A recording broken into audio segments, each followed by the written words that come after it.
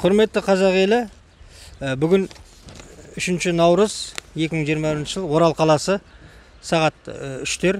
Мына Орал қаласының азаматтық белсенділері бүгін Орал әкімі Шыныбековтің атына хабарлама жазып тапсырдық. Осы бойы 4 апрель 2021 жылы сағат 12-де Орал қаласының даңқты батыр қыздары Мәншүк Мәметова алаңында митинг өткізу жөнінде. Митингінің басты тақырыбы парламенттік 10 январдағы парламенттік сайлауды мойындамаймыз, оның күшін жойып, жаңа парламенттік сайлауды болдыру және Европарламенттің 11 қаңтарда қабылдаған резолюциясын саяси тұтқындарға бостандық, саяси қудалауды тоқтату, активистер, журналистер, правозащитник, блогерлерді қудалауды, халқын қудалауды тоқтату жөнінде. Және сонымен қатар әлеуметтік экономикалық Қазақстанда реформаларды түбегейлі жаңғыртып жасау жөнінде.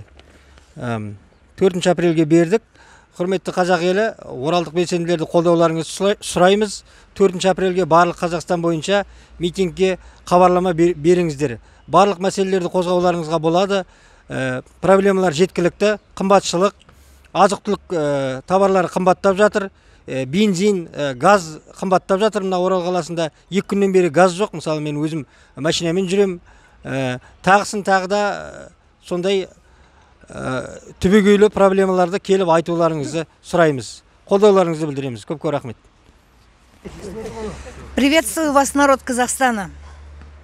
4 апреля будет митинг.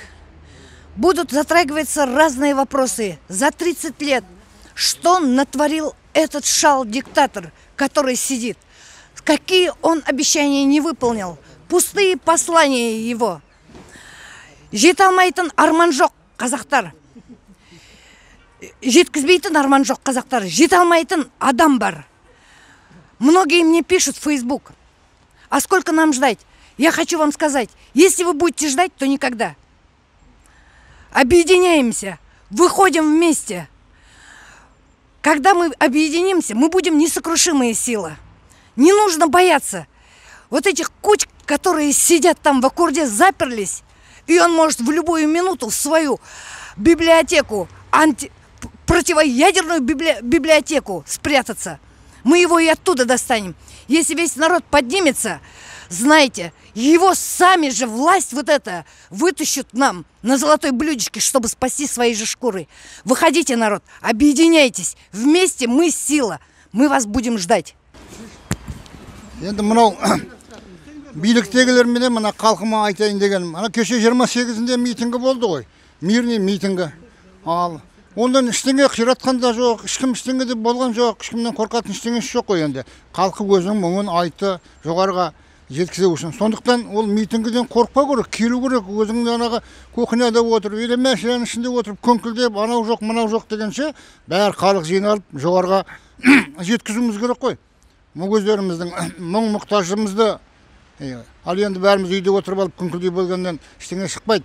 Оның қорқатын ештеңесі жоқ. Бәрімізде келіп, ертең митингіге бәрінде өздеріңнің ойларыңды бәрін айту керек. Егер айтпай үйде жата берсең, әлгі жыламаған балаға емшек бермейді дейді ғой қазақтар деген. Жата беретін берсе, онда жағдайларың жақсы екен, жата бер дейді. Сондықтан да келіп, қазір қымбатшылық па, бәрін соның бәрін айтып, жеткізіп, үкіметті соның орындатқымыз керек біз.